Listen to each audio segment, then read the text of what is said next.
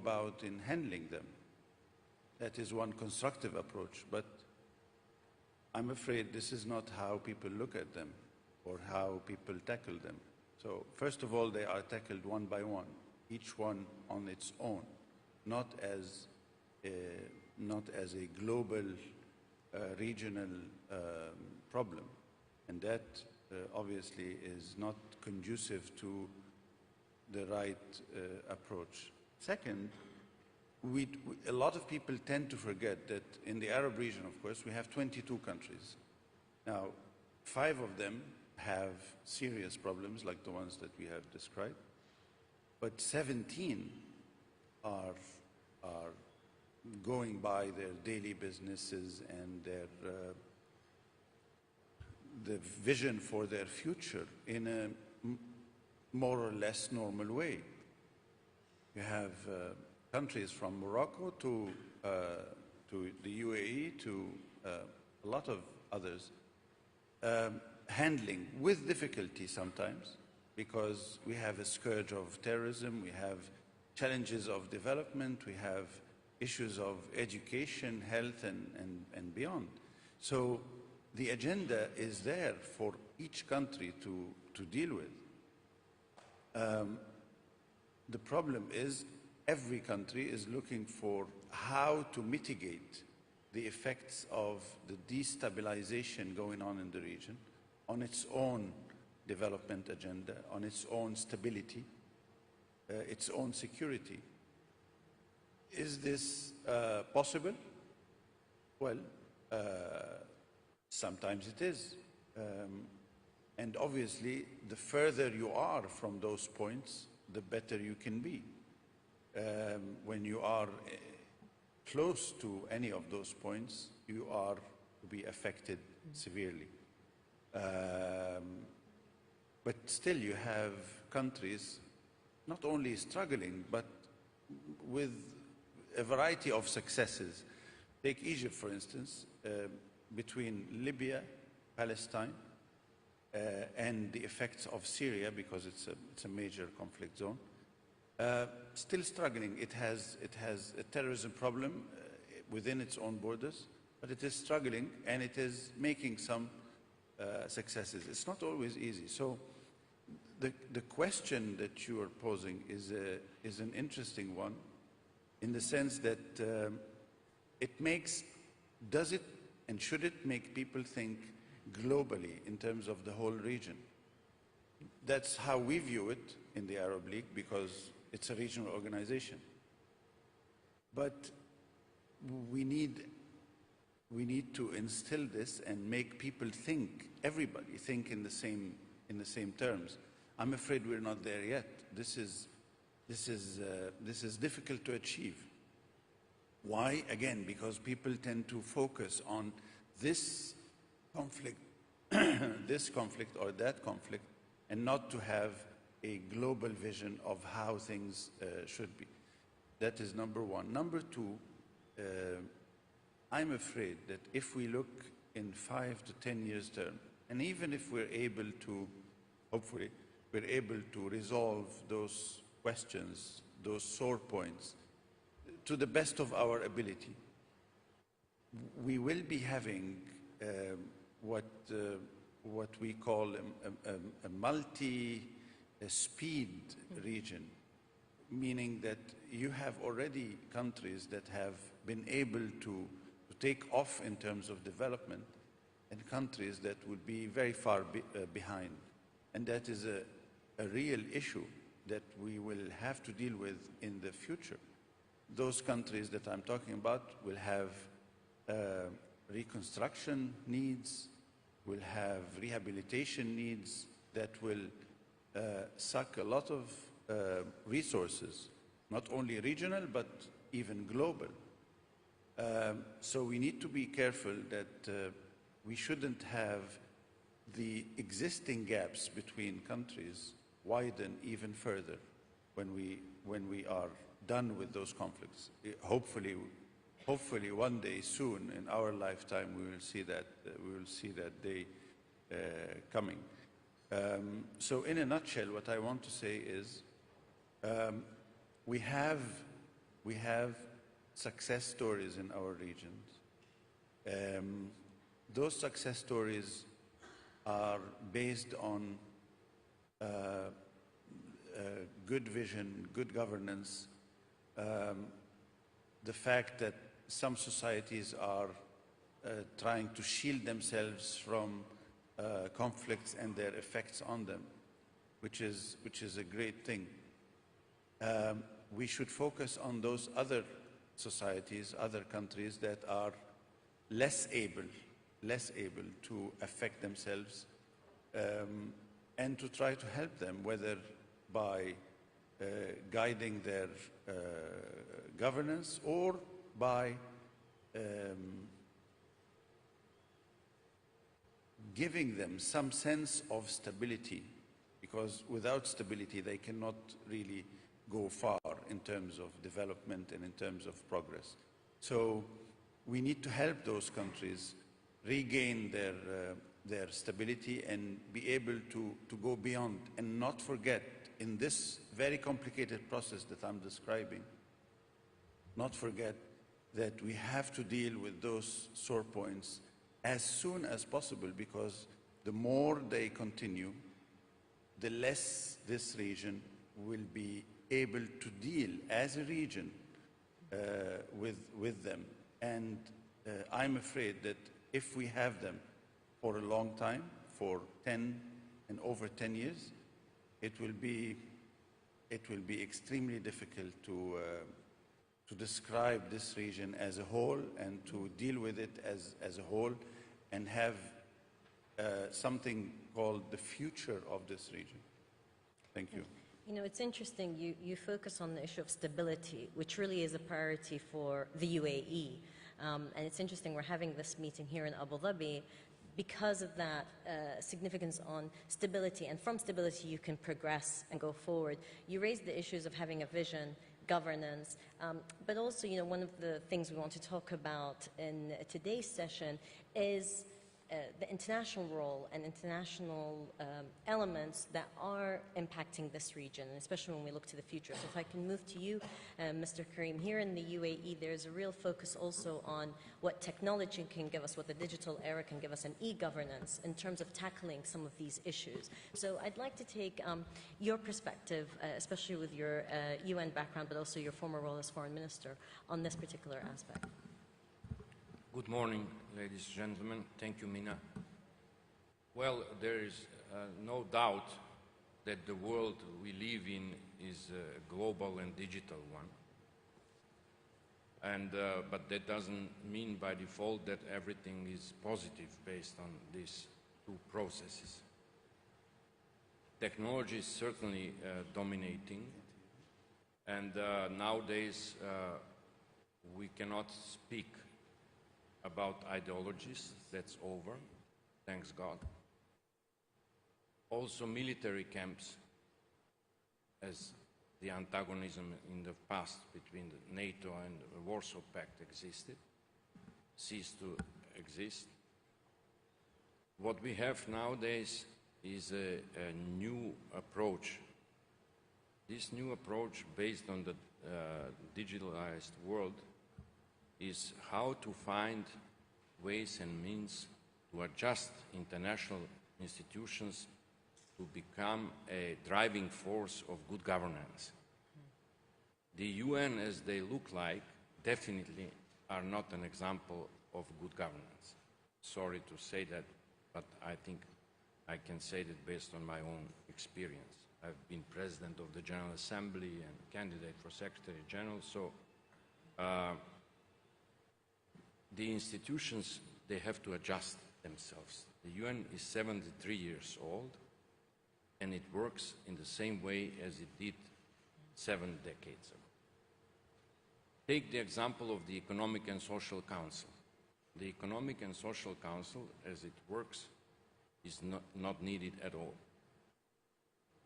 We speak today about geography. Yesterday, there was a very effective, very good lecture here by Mr. Parag Khanna. He divided the world into 6 regions, and that's absolutely right. This intercontinental cooperation would be a driving force for technologies, for scientists, for economists, for everything to create jobs. Such intercontinental centers, I can imagine one of them for West Asia to be here in Abu Dhabi, for East Asia, for instance, in Singapore, in South America, Montevideo or Santiago, in Europe, Milan, in the United States and North America, Chicago, or whatever they go for. So with these kind of centers, we can unite the work of governments, civil society, scientists, and business. Without private-public partnership, nothing works today. We have to be aware of that. And this is why the UN has a problem. Not only to reform the Security Council, that's for me a precondition to a way forward, but to reform the whole work of the organization, to involve the private sector, to involve civil society, to involve media, all the factors which dominate the scene today. That's something what we need badly in order to live in a more efficient but also tolerant world. Only economic cooperation, only intercontinental links can be a factor of peace and stability, because we are talking constantly here about peace and stability. We know about the political divisions, we know about different interests in the world, but economy and technology is something which will bring us together. And last but not least, why is it important in this digital era to create such institutions? Economists and other analysts say that by 2030, 70% of the existing jobs will cease to exist. That's a scary perspective for the young generation. We have to create cognitive and creative jobs, and I think this country here, where our host country, is a good example for the model of development where these creative and cognitive jobs can be promoted as the base for economic growth and development. Therefore, I think it could serve as a role model for other countries, other regions, especially for the region here, for the future. Thank you. Thank you. I wanted to ask you just the point about economic cooperation, because it assumes that there is mutually beneficial agreements. What we often find in the region is people are concerned that it's not mutually beneficial and that competition often is leading to conflict, especially in certain areas where the conflicts are internal over resources. And that's why people look to the UN or international guarantors of one kind or another to try to help mediate some of these issues. Can the UN still play that role? Absolutely. The role of mediation is one of the backbones of UN's work and existence. If that fails, that there is no reason for existence of such an organization. Mediation is and has been also, when the representative of this region from Qatar was presiding over the United Nations General Assembly, Ambassador Al-Nasser, he made it the annual subject of the UN with a good reason. And we adopted a lot of documents on that one, but the problem is the implementation. They all end up in the shelves, you know, and they are forgotten after 2-3 years. There is no follow-up. That's a big problem. Andrew, I want to come to you in terms of, we've spoken about the most pressing of conflicts in this region. We've talked about the wider issues for the Arab region and how can we make sure it does have a future. We've spoken about the role of international organizations, but also the role of digitization as we're going forward. I want to come to you about to bring us back down to earth for very pragmatic steps and the key issues that need to be tackled in order to go towards a more prosperous future. Easy question.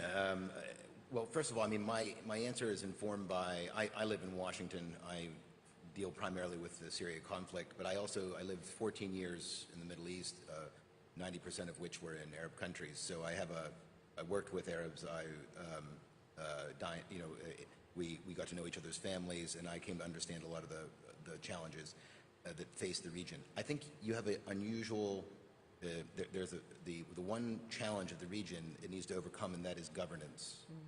And the governance in the region is undermined by how many countries have dealt with external threats. Yasser mentioned the issue of the Palestinian issue, which is a long festering issue that needs to be settled justly so that people can go about and live their peaceful lives. The problem is that historically, and here I'm not talking about countries in this part of the Arab world, but around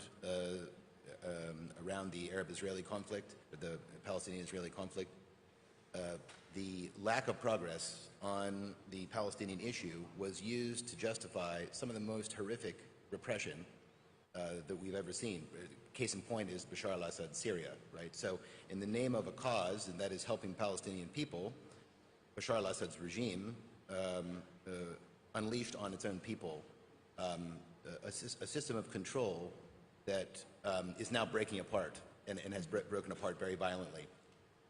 So dealing with external issues, external threats, is a challenge for any society, and it continues to be one for the Arab countries because, in a way, while the Palestinian issue is not resolved, the context has changed.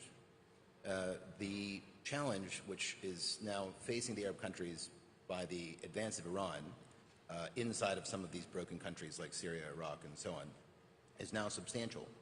At the same time, these Arab countries have deep developmental problems that they need to address. So it's a very tricky situation. The Arab countries need to work together to address these external threats, at the same time as not reducing the liberties of their people to pursue business, the political environment, and so on. And to do that, in order to carry that out, it's going to take, I think, quite a bit, a few things. One is, in terms of practicality, it's going to take a vision by leaders in these countries.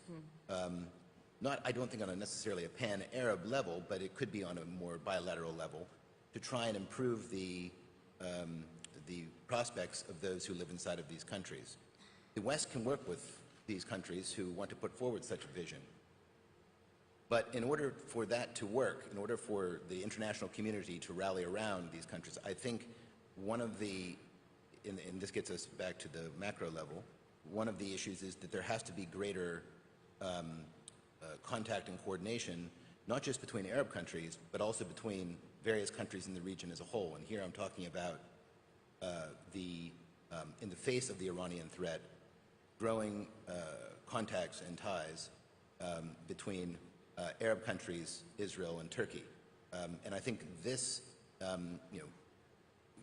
fostering that going into the future can help on these more micro levels and hopefully help address some of the problems collectively while we all face the threat of Iran.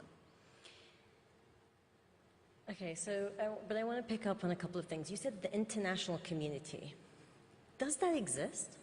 I mean, this international community that we often turn to, does it still play that role? Because it's very hard to see how we can look towards the international community to help us go forward with so many divisions within them and also as a collective. No, it's an excellent question.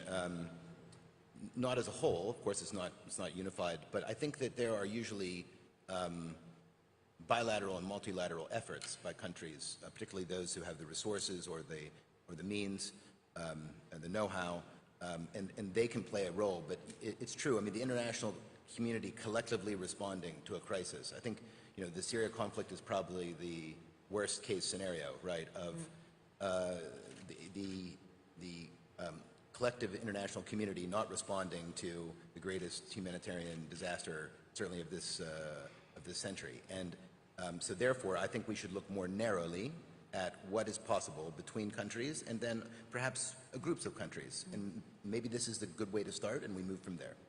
And you spoke about the Iranian threat, and the possibility of cooperation between different countries in the region.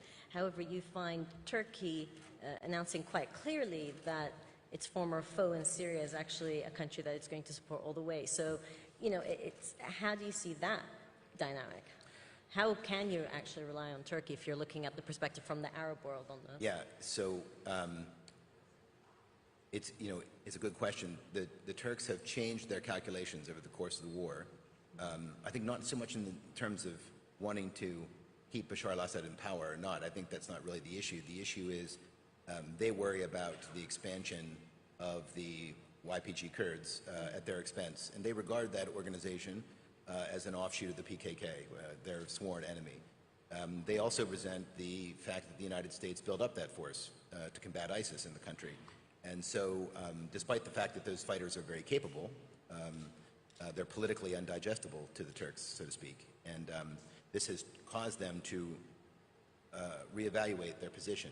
However, it will be interesting to see if Turkey really lurches towards Iran and towards Russia, which is another argument, or if they play some sort of middle road, and if another administration, perhaps this one, is able to bring them back towards what we would traditionally consider the Western or the NATO alliance. Mm-hmm. David, if I can come to you, as we're talking about, well, one, the role of the U.S. and the alliance of the U.S., but also, you know, you've been coming to the region, writing about the region, interacting with the region for so many years. Where do you see the most critical points to try to change us to move course towards a brighter future and beyond fear? Mina, if I could just pull my camera back to, I want to say 30,000 feet, but even, 500 yards. If I look at this period that we've been living through, the first thing I would say about it is that it's taught us the limits of superpower ability to dictate outcomes. That was the story for the United States in Iraq and Syria, the limits of American military power, diplomatic pressure. And it's, I think, now the lesson for Russia as it seeks to be the dominant power broker in Syria. We'll hear later from our friend Andrei Fedorov about Russia's experience, but my sense is that Russia, like the United States, is discovering how limited its ability to force outcomes has been. So at the same time, this is the period of the decline of superpower ability to dictate. It's also the period of the rise of the regional powers. So we see a more assertive Iran, obviously. We've talked about that now for a day and a half. We see increasingly a more assertive Turkey. We've seen for many decades an assertive Israel. I think we see a newly assertive Saudi Arabia as a regional power. So I think that the question that we should think about in our discussions of moving into the future is how in this world with declining superpower ability to dictate, rising regional power roles, what's the wise path to navigate? What we're seeing, unfortunately, is proxy wars. Syria has largely become a proxy war involving these different regional powers, a carve-up like what we remember from Lebanon in the worst years of the Civil War. Again, to speak frankly, we're seeing internal feuding as within the GCC that is passionately felt here in the Gulf. To many outsiders, it's a head-scratcher for us. We're just not sure we understand the cause or consequence of it. So I think that's the counterproductive response to this period of declining superpower, rising regional power. What would be better? And that's the point I want to conclude on. Some hopeful developments that I see that speak to the way the world is working now are first the security discussions that are taking place quietly between unlikely partners. From what little I know, the security discussion between Saudi Arabia and Iraq is now significant. There is a significant exchange of information that makes each country safer. I'd love to see that expanded. We'll see whether in the post-election period in Iraq, its security authorities are able to continue that. talking with Mr. Jibril and other Libyan friends here, the opportunity for internal discussions that free Libya from this proxy war situation in which it's found itself and get real internal dialogue going, I think are the thing that we should focus on from the outside. How do we encourage that? What would it look like? What are the instruments of it? I just note a final example of difficult, but I think in the long run, very beneficial approaches to problems that have been dealt with by regional powers and superpowers, but ended up being resolved internally, and that's the Kurdish issue in Iraq. The United States kept sending the message to the KRG, to the KDP within the KRG. The U.S. does not support an independent Kurdistan. The referendum that's going to take place, the U.S. regards as contrary to Iraqi and Kurdish interests. That message didn't get through, but in the end, the message was conveyed by the Iraqi authorities.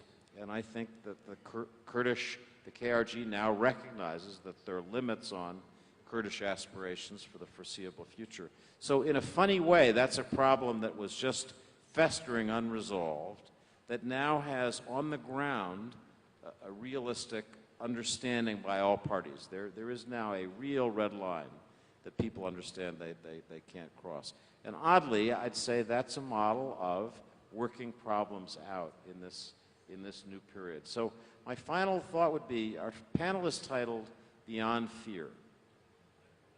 What we're actually seeing too often is what I describe using the French phrase, sauve qui peut. Save yourself if you can. You know, rather than beyond fear, moving positively, it's the other. The examples I tried to cite, in line with the way the world is now working, I think are positive, are not sauve qui peut, are not isolating, but begin to bring countries and even regions a little more closely together.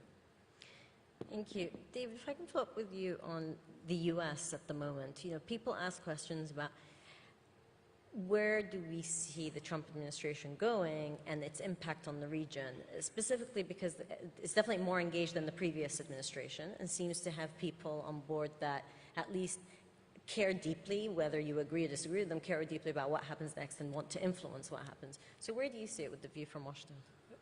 In my judgment, the Trump administration is at once more involved and less.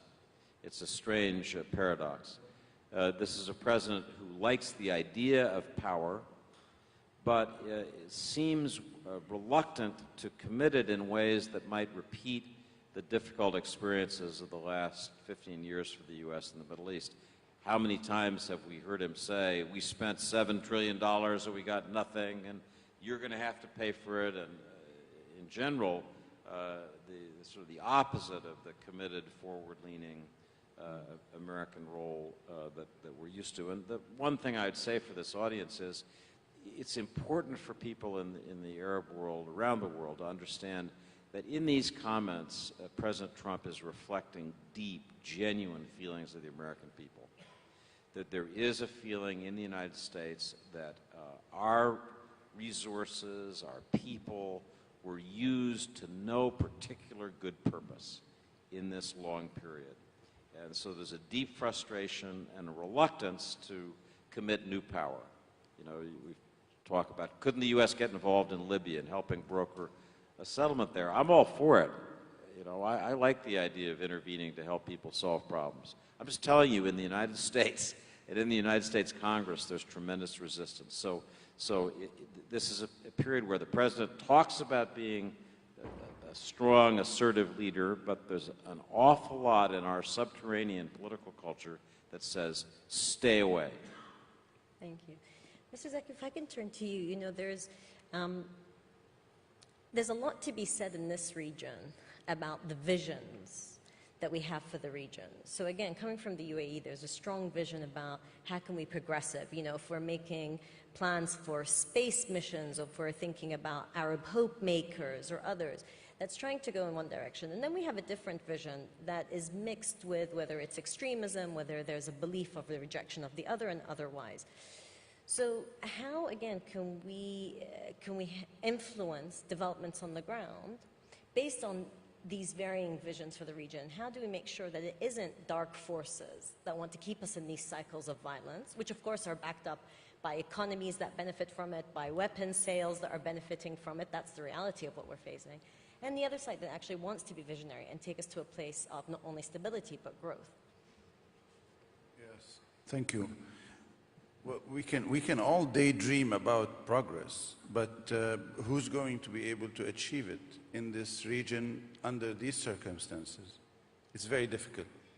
Difficult for a variety of reasons. I was not here yesterday, but I guess you spoke many speakers spoke a lot about the interference in the internal affairs of states. You have Iran, you have Turkey, you have Israel, you have many of those non-Arab countries interfering in Arab affairs without any checks. That is something that causes interruption in any process. You have those dark forces that you call them. Obviously, those are the product of locally but also internationally aided groups that are here and that are working, functioning, reading, multiplying, and viciously opposed to any talk about progress, about future, about how to see societies advance, how to see women advance, and so on. So you need to be very firm. You need to have a vision. When we speak about vision, you need to have that. You need to have a vision of where do you want to see your society? Is it a society that would be more on the side of those dark forces? Or is it a society that should be free of those dark forces? When we say dark forces, by the way, and for someone from the region like you and for all those who belong to our region, it is not only the organizational capabilities or the fact that they resort to violence through arms and so on, but it is the minds. It is in the minds of those people. So whether or not you have this type of educational systems that produce this type of dark-leaning intelligentsia or dark-leaning public opinion, that is an option that countries make. You speak about the UAE, and obviously we all know that the UAE has taken a decision in that matter. So they have chosen that they do not want their society to be like that, and they based everything on this vision. A very correct vision from my side. What I mean to say is we need to be very careful when we speak about vision. Sometimes it is possible to achieve. Sometimes the challenges are too big to handle for one society to handle. It has to do with the political internal scene in any country. It has to do with the developmental level of that society, and it has to do with the regional and international interference in the affairs of the region and of each society individually. Okay, thank you. So we only have 5 minutes before I have to close this session, which I'm sure we could pick up many other elements too. So to close, I want to go to each of you, and this is a tough ask, but bear with me. If there was one development or one particular issue that the region should focus on to take us to a brighter future and beyond fear, what would it be? So if I can start with you, Mr. Karim. Syria. That's our tragedy. It's not only a tragedy of Syria, it's a tragedy of the so-called international community which you could not define. I cannot define it as well. Everybody's in deadlock there. The United States, Russia, Iran, Turkey, all the parties involved. The way out for Syria, the outcome in Syria, will determine a lot of processes in this world. Thank you. What he said. Thank you. Well, I really agree that Syria is a very tragic moment in our history, in the history of this region. And I would say that we Palestinians even have a share in every tragedy here or there. Although we have 500,000 Palestinians were there and were in Yarmouk refugee camp, we don't know now what is the destiny of 90% of these people. Where are they? And this became a part of the Palestinian tragedy.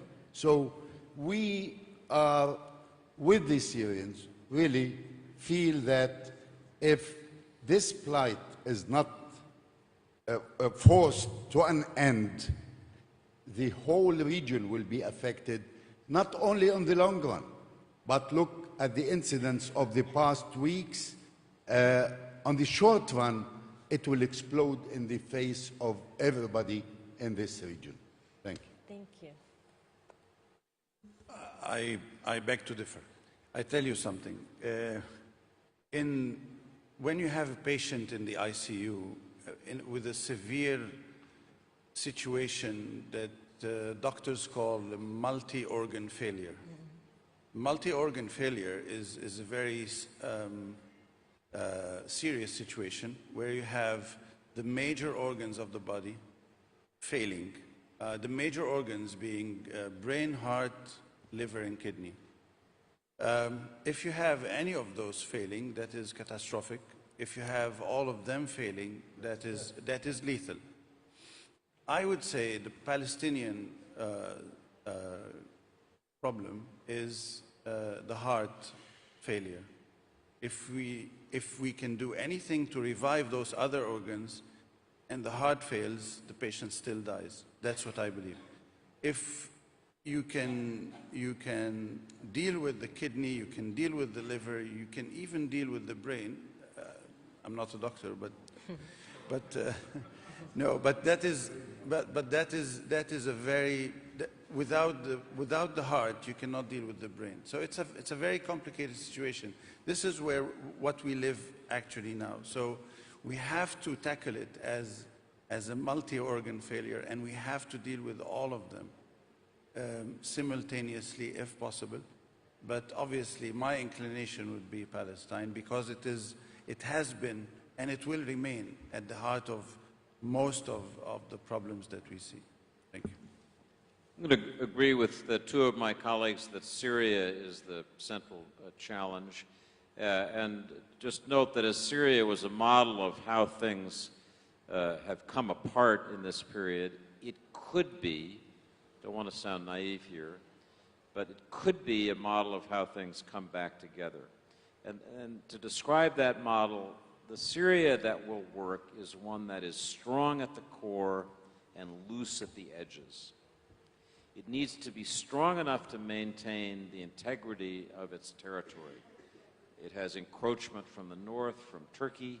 It has encroachment really on all sides. So it needs a strong central government that can prevent that. But it needs to have a loose, decentralized, quasi-federalist character so that all the different minorities that characterize Syria, this Sunni majority but diverse country, feel that they have a stake.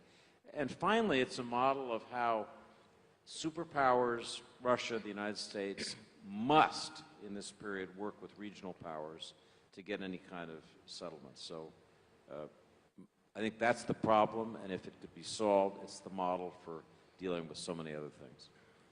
Thank you. Well, thank you all for a great discussion on this panel. I appreciate it. I will say, just from Ambassador Zeki's remarks, you know, it's true we may be having multiple organ failure, but we remain one body. And I think for the vast majority of Arabs and those who are within the Arab world, where we don't say Arabs just as Arabs in terms of ethnicity, but of the Arab culture who speak the Arab tongue and call this region their home, we are one body, and we must make sure to address those failures. So thank you all. Please thank my panel. Thank you, Mina. Thank you, sirs and excellencies.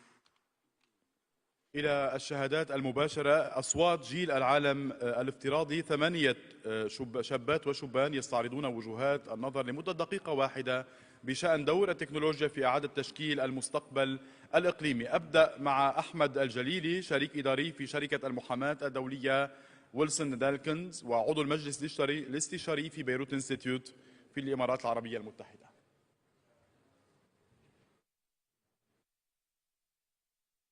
Assalamu alaikum. Good morning. I'm very flattered to be included among the cloud generation.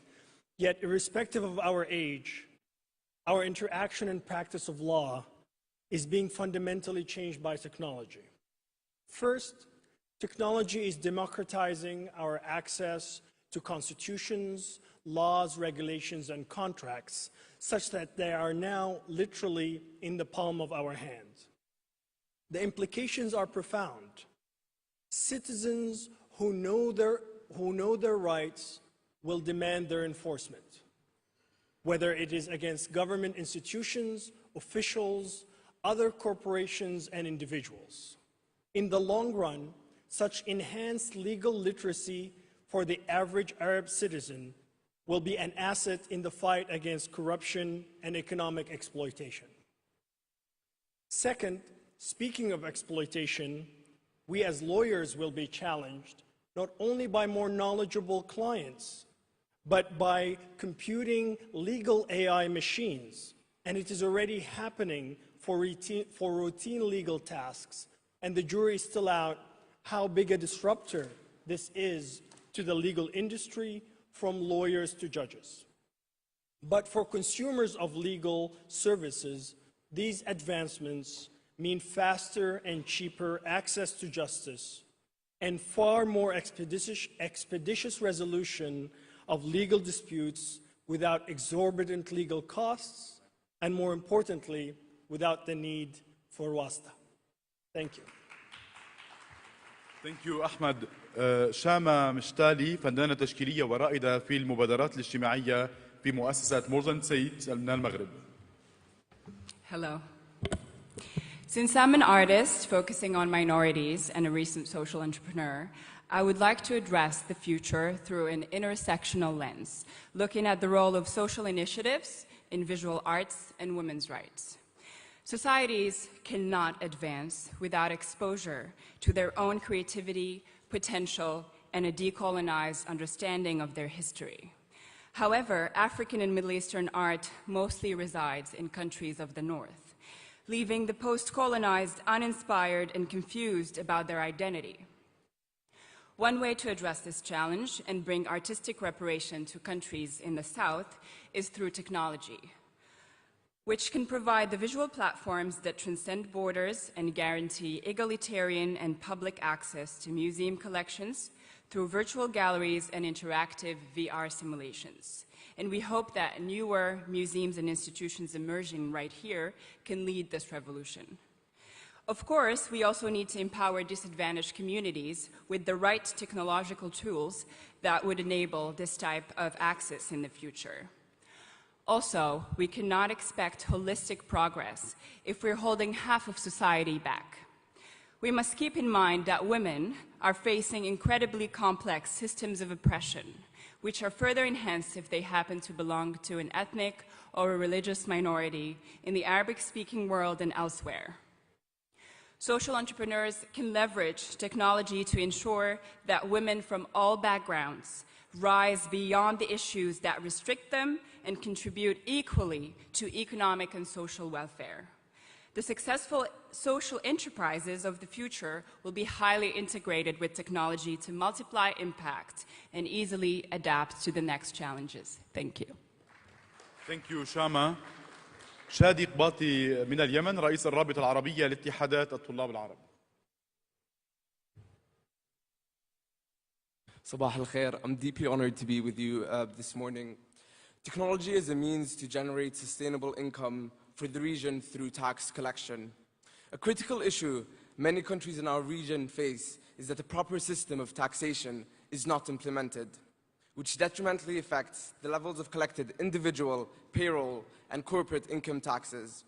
The salary workers receive in their bank accounts and the profits businesses generate should already be tax deductible to avoid loopholes associated with self-reporting. A program as such, supported by robust electronic systems and databases, will provide a vital source of income for a country's annual budget, which can then be used to develop its infrastructure, healthcare, education, and social welfare. Moving towards this system will encourage all individuals and businesses to open bank accounts in order to receive their wages and revenue, which promotes a culture of financial responsibility and accountability. There are also many positive social, economic, and political externalities associated with this scheme, including more transparency, reduced levels of rampant corruption, and a true move towards meritocracy. In addition, this will serve as a final nail in the coffin for the creation of imaginary jobs and will be a source of sustainable income for the region.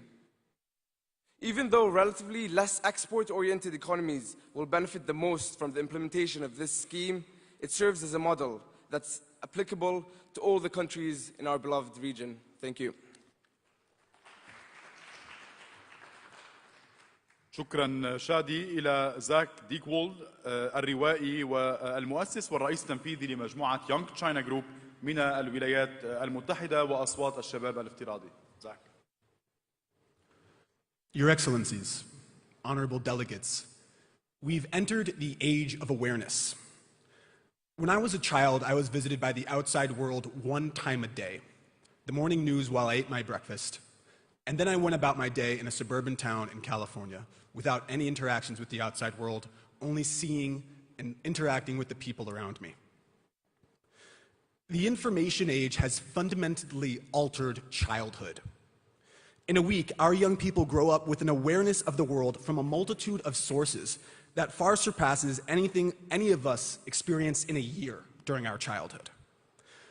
With that comes the opportunity for unprecedented awareness. Good relationships are based on understanding. Understanding of a people can only come from interaction, digital or otherwise, with people, not just the news, but actual people. So, welcome to the age of awareness. May it lead to the age of understanding. Thank you. Thank you, Zach. من ماليزيا إديولا باشولاري الأمينة العامة للجمعية العالمية للشباب.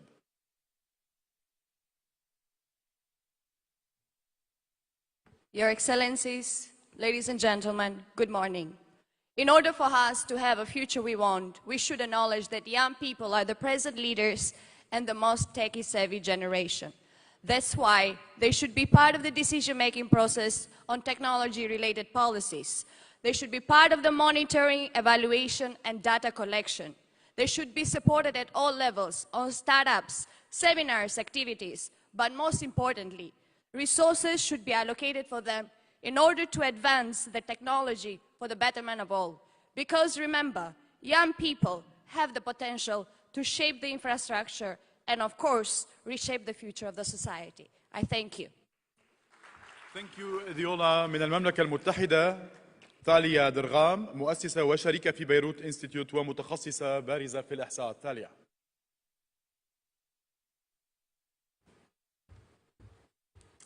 Hello. So I'm currently based in London working with the luxury fashion retailer Net-a-Porter, and so I want to speak from my perspective in that role. We were asked to speak on how technology would shape the global future, and I wanted to speak about my experience globalizing our digital platform in the Arab region, and more specifically, how technology will shape and strengthen the identity between women in East and West. In my conversations with women globally, I have learned about the power of technology and e-commerce to equip women with two important things: unity and independence. There is a new connectivity amongst the global constituency of women who are educated, who are integral to the workforce, and who are further exposed to their international contemporaries through forms of social media and e-commerce. Technology in the fashion market allows us to see that women in all parts of the world both share ideologies and are distinctive from one another. That a woman shopping in Brooklyn has different needs than her counterpart in the UAE, and that with a common ground and a digital platform, they will find a way to self-express and share views. These women are all establishing their independence in their ability to choose their own identity and establish their values from a global, technology-enabled network of inspiring international women. Thank you. Thank you, ثاليا. من المملكة العربية السعودية شهد تركستاني الباحثة في معهد الملك فيصل للدراسات.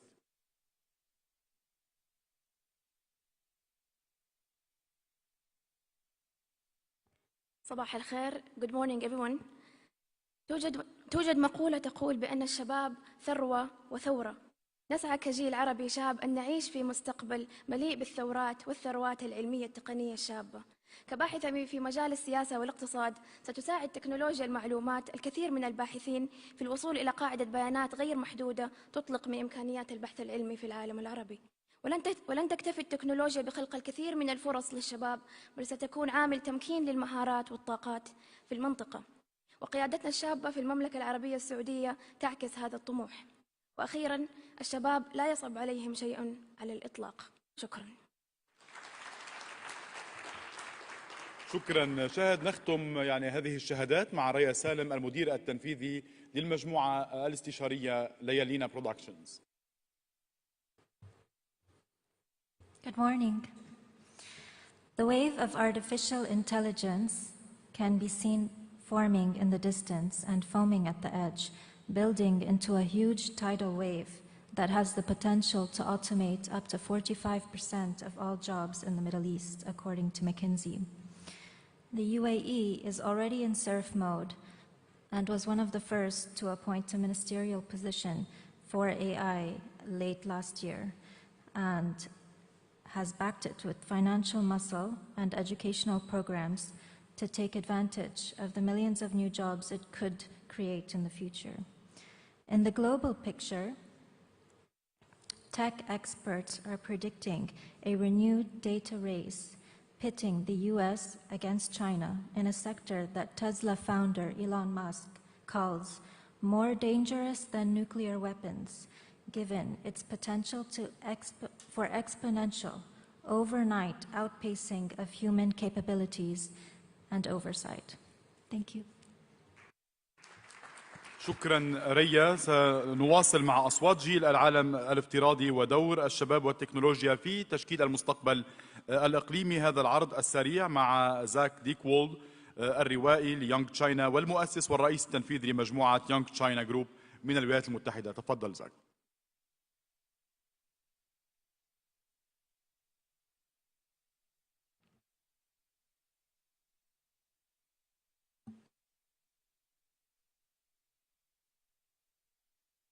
尊敬的各位领导、各位来宾、各位朋友，大家上午好。Your Excellencies, distinguished delegates, honorable guests, good morning and welcome. How many people here speak Chinese? Feel free to raise a hand. Dr. Liu, thank you. What's so interesting about being at a conference like this is noticing how much of this is done in English and thinking how well equipped we are to understand the West. During our policy circles, people were asking me about China, about Belt and Road Initiative, and about the ways that China will be impacting the Middle East and the Arab region. But how well equipped are we to actually understand China? Understanding is not just figuring out policy direction. It's not just seeing what's in front of us, the next 5 years of investment, the next 5 years of trade partnerships. It's understanding what people want. It strikes me that there are few regions in the world that understand the importance of understanding what a people want more than the Middle East and the Arab region. I focus on youth. So I recently came out with a book called Young China, How the Restless Generation Will Change Their Country and the World.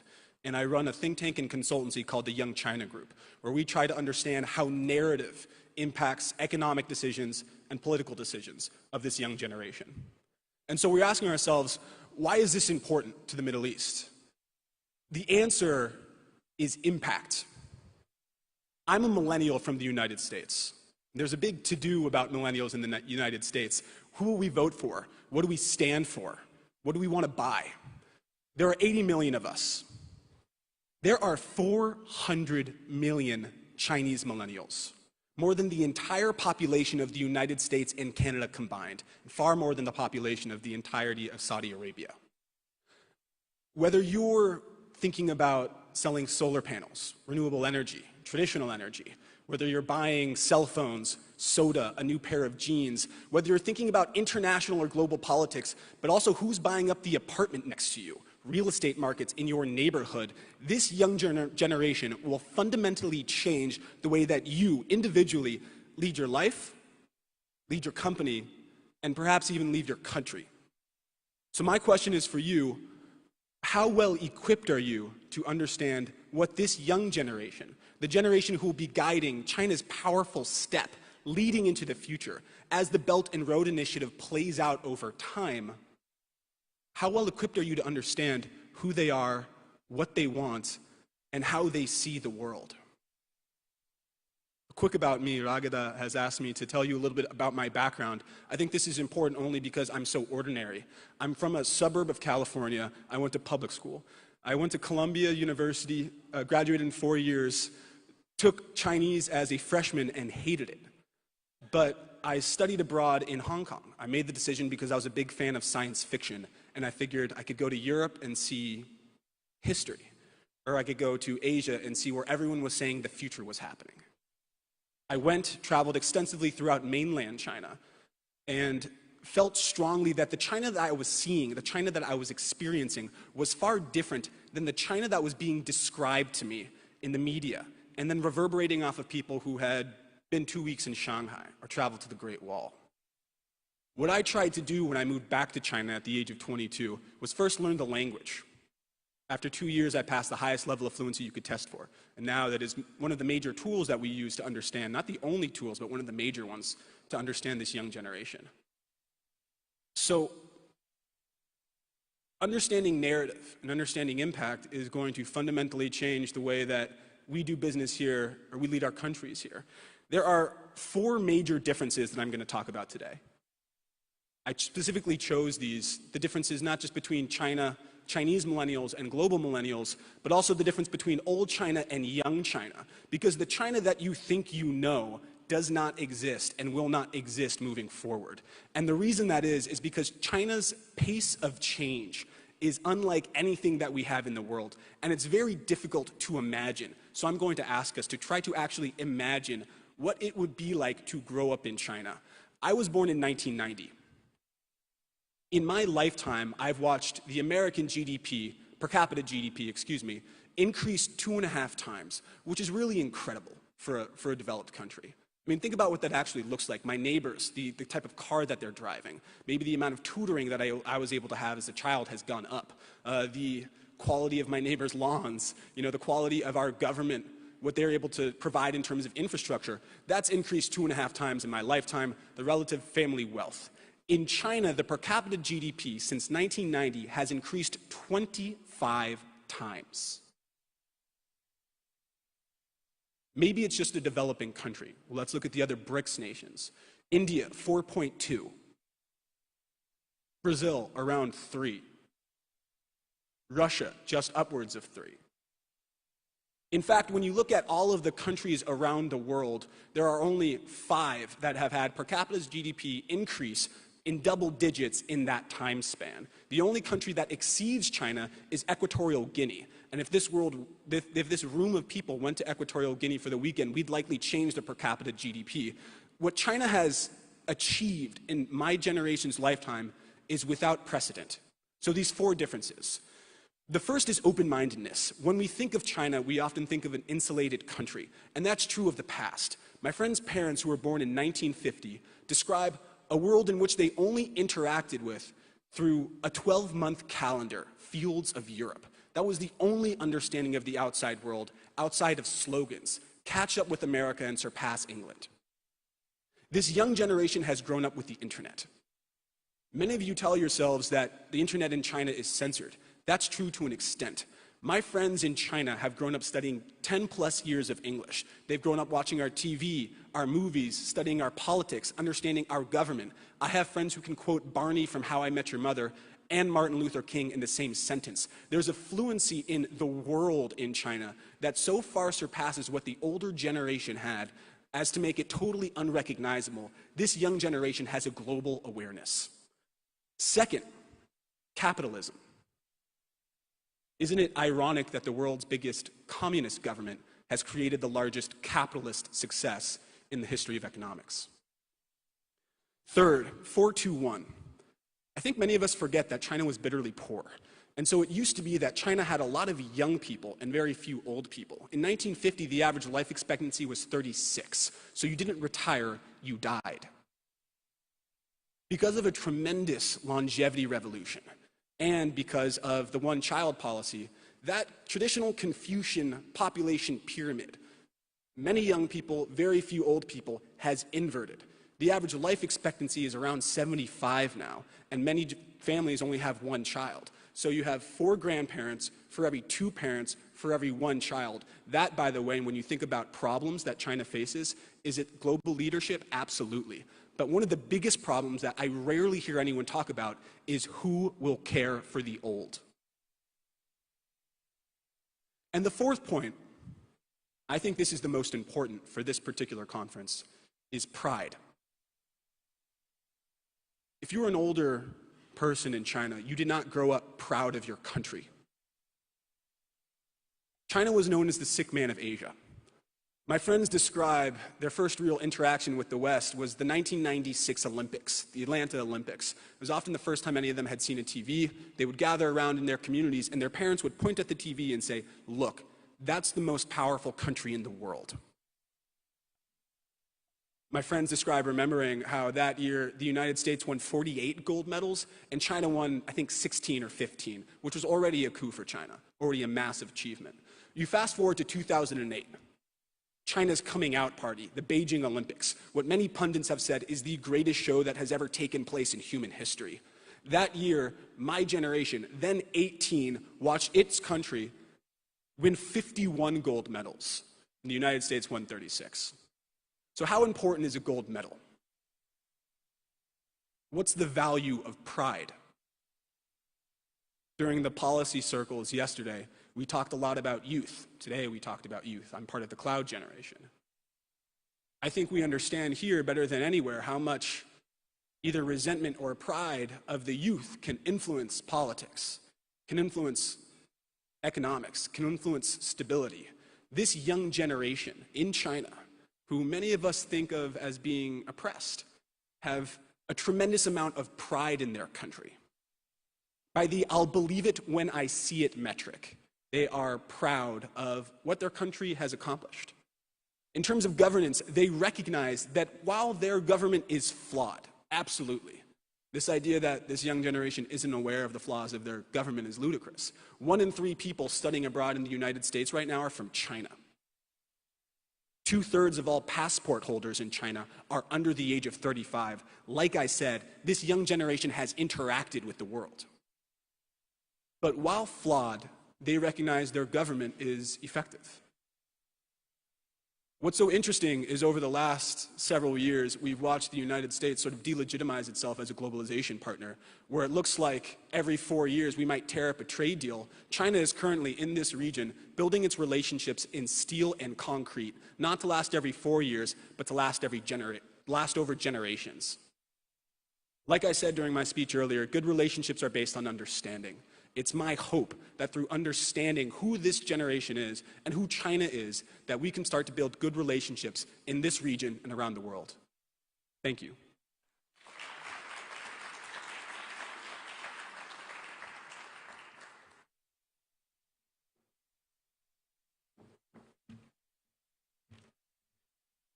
Thank you, زاك. إلى جلستنا حوارية رئيسية أيضا، ديناميكية العلاقة الأمريكية الروسية في الشرق الأوسط. السؤال: تعايش أو تنازع أهداف روسيا، توازن القوى الإقليمية التي تسعى إليه موسكو بين إيران، إسرائيل، تركيا والعواصم العربية والمنطقة. ما هو التوجه الجديد للأمن القومي الأمريكي، وكيف سيبدل هذا التوجه بعد إعلان ترامب قبل أيام تعطيل الاتفاق النووي مسار القوى اللاعبة في سوريا، في اليمن، في ليبيا، فلسطين وفي أرجاء المنطقة؟ أدعو إلى هذه الجلسة آليوت أبرامز، زميل أقدم في مجلس علاقات الخارجية من الولايات المتحدة الأمريكية، أيضا فانس سيرتشوك المدير التنفيذي لكي كي آر جلوبال انستيتيوت، أيضا أندري بيستريستكي رئيس مجلس إدارة مؤسسة التنمية والدعم في نادي فالداي للمناقشة، أيضا من روسيا بروفيسور دكتور مالك بن ربيع دحلان كبير الزملاء الباحثين، وسيط دولي، بروفيسور في القانون الدولي والسياسات الدولية في جامعة كوين ماري في لندن، وعضو المجلس الاستشاري في بيروت انستيتيوت من المملكة العربية السعودية، وأيضا من مصر السفير رمزي عز الدين رمزي نائب المبعوث الخاص للأمين العام للأمم المتحدة إلى سوريا. تدير هذه الجلسة الزميلة راغدة.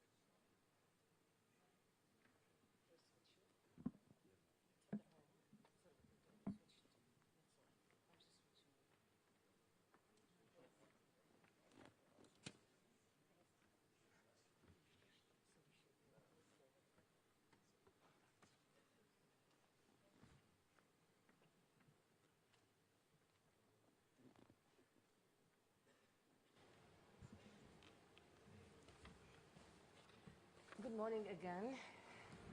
So I think I have a very wonderful, easy task is to simply understand what's going on in the American-Russian relationship and what does it mean to us in this part of the world. So I'm going to start with a sort of a challenging question to all of the panelists here. Is this going to work? Are we going to have a good relationship, or should the world worry about what's going on? I'll start with you, Elliot. First, thanks very much for the invitation here and for the invitation to participate in this panel. If I were asked to give a one-word answer, I'd say no. Not really. That is, there is an overlap between the United States and Russia on some issues, but there's a lot of competition. Syria is the obvious place where we see the confrontation, but we may see some cooperation. I think the question is, what are Russia's goals here? If, for example, Russia's goals in Syria are basically to prove that they're a good ally and to maintain those bases, air and naval, one could see the negotiation of some sort of arrangement, which the United States won't like. The United States was happier post-Sadat when the Russians were basically pretty much out of the region. But they have interests in the region, and one could see that working out. I think the question really is that the Russian goal? Is it just to keep a foot in Syria or 2 feet in Syria, or are there broader goals for other parts of the region? I want to get to the consequences of either, but Andre, what is Russia's role? What does Russia want in Syria? What, do you want to stay? In what circumstances? And if you want to get out, under what circumstances? I think if we speak about Syria, I'd like to say that Russia generally maybe has yes, but because echoing is very not sound is not it's not good. From my point of view, the first in Syria, Russia is looking for international cooperation. The main goal is to solve urgent problems. It's the first Russian position. The second, Russia, of course, try to demonstrate some capabilities to solve this problem. And third, the participation in the Middle East event means that Russia try to create elements of new world order. The Syria is a sort of testing ground, because if we can solve this problem in Syria, it means that we can solve many problems. Russia is looking for cooperation, for partnership, because it could be model for future international behavior, for future model of partnership or something else. It's the main goal. And Russia, we understand that it's reality. We live in total new world. And we should find a way how we can cooperate, how we can build future, how we can create some peace processes. And this is the main Russian goal. I want to ask all the participants either to come closer to the mic when they speak so that we can hear them. And if you cannot do that, I'm going to ask for a mic, hand mic, if you prefer. But in order to have a good level to understand this important conversation, I want to ask Vance, so is this what's it all about? I mean, what makes a good relationship between Russia and China? Is it how to fix it Russia and the United States, how to fix it in Syria? I mean, is this the bottom line, or is this only an opening statement? Well, first, Brigitte, likewise, thank you so much for having me. Look, every U.S. president since the end of the Cold War has come to office with the desire and with the conviction to forge a successful, close relationship with Russia. And the argument has been that we have interests in common in the Middle East, around the world, whether it's counterterrorism, counterproliferation, global economy. And in the case of every president who's come to office, they've come in with high expectations. And at some point during their term in office, it's unraveled. And the relationship has plunged. There's a school of thought that says, look, why does this keep happening? Well, it's because of the result of misunderstanding. It's that we're not communicating effectively. My own conviction is that I think that the reality is more challenging than that. I think it really does come down to the fact that we have interests and values between the United States and Russia that are in basic tension with each other. The essence of U.S. national security strategy across multiple administrations is we don't want to see spheres of influence in Eurasia. The essence of Russia's national security strategy is to try to create a sphere of influence for itself. The essence of U.S. values-based approach is we believe that people should be able to pursue governments of their own choosing. Russia stands for something else. So that doesn't mean that we're bound for conflict. It does mean that there is an intrinsic tension in the relationship and that we're going to be competing with each other. And that is playing out most dramatically in Syria and across the Middle East today. But it's not the result of misunderstanding. I think it's a result of just a fundamental tension in how we pursue our interests and our values. But wait a second. If the Americans and the Russians can just really communicate very well to curb any military spill of the misunderstanding, which is what you're indicating, you're suggesting that the fact that they don't resolve these problems is possibly an understanding, a prior understanding that it's okay, we can take our time to decide if we fix this problem or if we generate another one in order to divide the cake of wherever it may be in the world. Is this something you are insinuating? Yeah, no, what I think I'm saying is that I don't think it's a failure of communication. I think it really does reflect discordant interests and discordant values in how we approach the world. And that's okay. We still have to learn to coexist. Neither of us is going anywhere.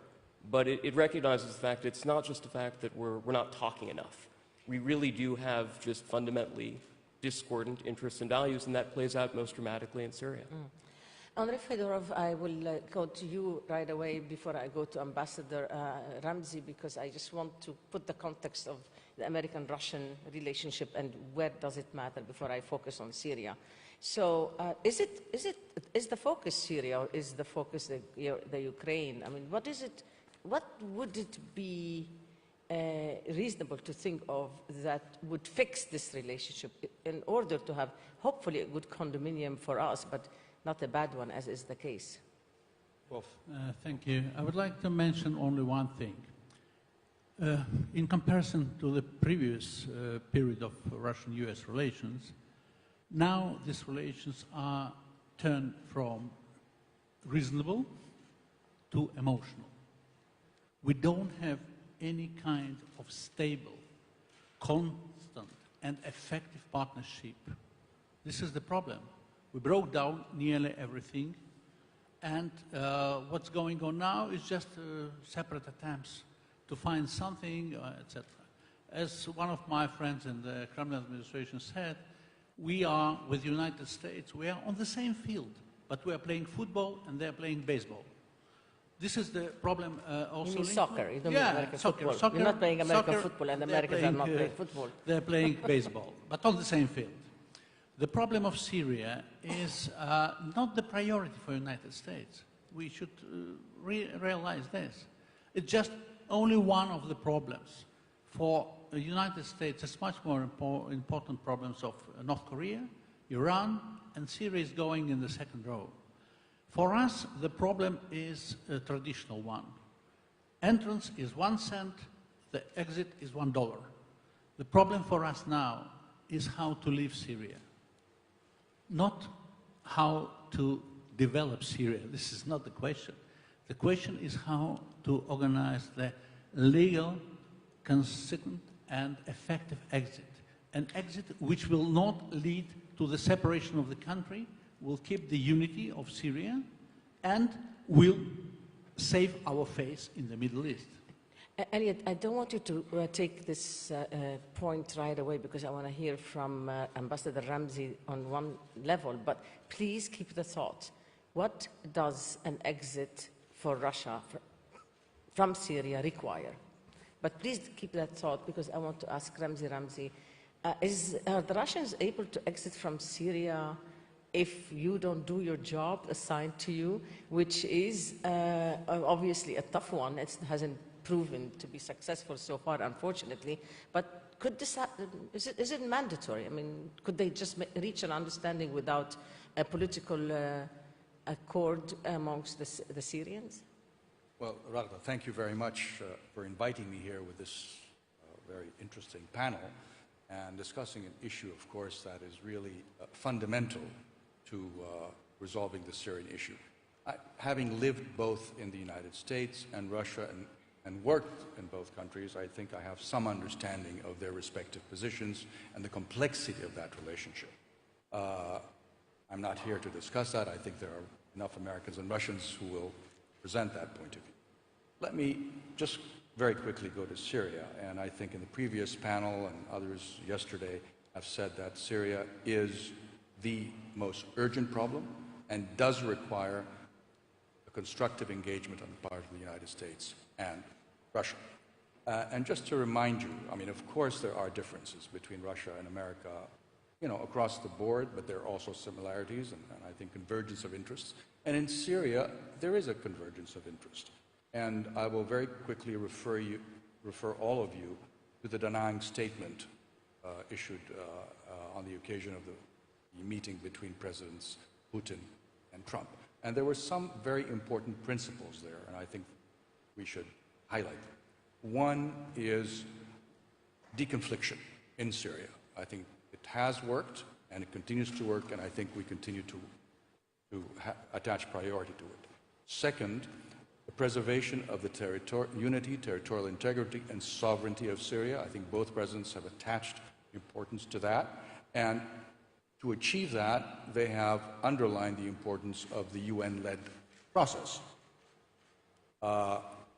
Then I think third element, which I think is overlooked by many, when they refer to an area where both Russia and the United States cooperate, which is the southwest zone bordering the Golan Heights and Jordan. And there they did say very clearly that they would they would work towards reducing and ultimately removing all foreign military presence from that region. And I think that is a very important thing and could not only have implications for this particular zone, but other places in Europe, other places in Syria. So yes, there are common interests, and I believe it is possible for both Washington and Moscow to work out an arrangement within the context of a UN-sponsored. And I know you're mirroring basically the frustration of many that the UN process has not produced results. That's true. And I think many Syrians will share your view, but we need to understand that the UN does not operate in a vacuum, and the emphasis now is trying to get the main players, particularly Washington and Moscow, but also important regional players, to understand that continuation of this conflict serves no one's interest. Malik Dahlan, some people maintain that really for the Gulf states, Syria is of course important. I'm not saying it's not important, but that there is as much care, if not more sometimes, about the reflection of the American-Russian relationships on issues closer to this part of the world, be it Yemen or be it the bilateral relations.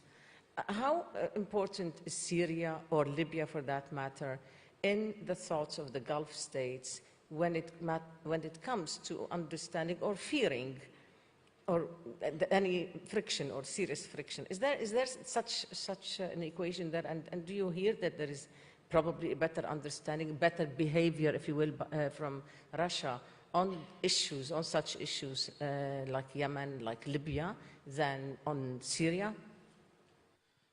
Well, Bismillah ar-Rahman ar-Rahim. It's an interesting point that you make, and I think part of it really emanates from the sort of Russian position, which comes, yes, as we know, Putin's personality, but also aspirations, I won't say for a Tsarist Russia, but also the Third Rome. And I think in that regard, there is an acceptance that Russia not only wants to play a mediator role, but rather sort of a political shrink, that it wants to talk to everyone and listens to everyone. So the idea of a condominium between the US and Russia, I think, is understood by Gulf states that is not realistic. And therefore, you can see that there is a new sort of emergence of independent diplomacy. For example, do not underestimate the fact that His Majesty, the custodian of the two holy mosques, would go for his visit to Russia first and walk down and meet with Putin before visiting Mr. Trump in the United States. To us, that has a very powerful symbolism. We understand that Mr. Putin wants to talk to everyone. We understand that the Houthis are flying out to Russia. We understand that Rosneft is making a lot of investments in Kurdistan.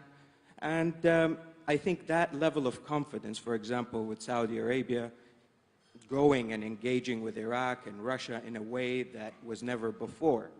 And don't forget, in 1967, the Soviet Union took a strong position with the Arab states, where it cut relationships with Israel. And that caused, even though it lasted for a while, we were happy about it emotionally as Arabs, it cost Russia a very heavy price because it wasn't able to mediate or negotiate when the time for peace came. And I think they understood this lesson, and of course the incident of Netanyahu flying on Victory Day suggests that Russia is also willing to keep a foot in some way or another, as well as how it plays its tigers in the region.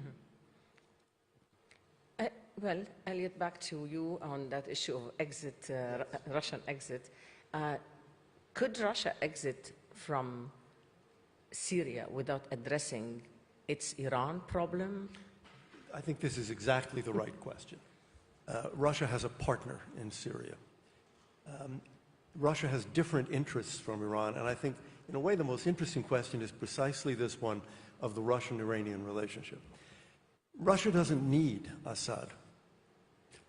If the Russian goal is a unified Syria, there can be a successor government without Assad that can try to make peace with the various parts of the country, particularly the Sunni majority, and that will allow Russia to keep those bases. That doesn't do it for Iran. Iran has a much larger project of this, to borrow a phrase from King Abdullah of Jordan, the Shia Crescent. Iran wants to have a reach to the Mediterranean. Iran wants to be on the Israeli-Syrian border. I don't think those are Russian goals. So what gives me some hope of a possible solution here is the separation of Iranian and Russian objectives in Syria. And the Russians have maintained, as we just heard, a relationship with Israel. It's a pretty good one. So there's no particular reason to believe that the Russians want to advance the Iranian project in Syria. If they do, there's going to be a lot of fighting in Syria. If they are willing to separate themselves, then one can see a negotiation. Will that fighting be only restricted to Syria if that fighting will be the result? I mean, is this going to be a confined conflict, or is it going to be a larger conflict? I came here from Israel, and the general view there today is that Nasrallah and the Israelis do not want an expansion of that conflict into Lebanon. So it would be the Israelis and the Iranians in Syria. Are you telling me there is an understanding between the Israelis and the Hezbollah? You just mentioned Sayyid Hassan Nasrallah. Are you telling me there's an understanding between them, de facto understanding, that contain it outside the Lebanese borders? No, I would say... Is this an American-Russian conversation? I would say it's not a de facto understanding. I would say that each is assessing the goals of the other, and each assesses that its own situation would not be advanced if there were another conflict like 2006 now. I want to go back to you because you are the one who spoke of the exit strategy or need for Russia from Syria. So do you now have an Israel problem? From the point of view of the Americans, you've had an Iranian problem in Syria. Now you seem to have an Israel problem because the Israelis at least are behaving in a way that they're insinuating they will not accept the military bases of the Iranians in Syria. How is that going to make your exit possible? What are you doing about it? Netanyahu was just there speaking to Putin. Give us what is the equation there. I would like to start with one thing. In the current situation, when we're trying to find certain solution in Syria, both Turkey and Iran are our partners on the run, just on the run. The problem of Israel and Netanyahu, who was a number of times in Moscow during the last years, is only one. They want to be sure that new Syria, renewed Syria, will not be a direct danger, which is a very big question, because my understanding of the situation is that our friends in Tehran, they have absolutely another opinion. They would like to control Syria. And this is the problem in our relations. We don't bring it to the public too much, but this was one of the problems on the last meeting between Putin Rouhani and Erdogan. So the problem is the future. The problem is the future because for the whole region, the issue of security of Israel is one of the very important ones, because it also touches very much Russian-American relations. Security of Israel is not a regional problem, it's a global problem.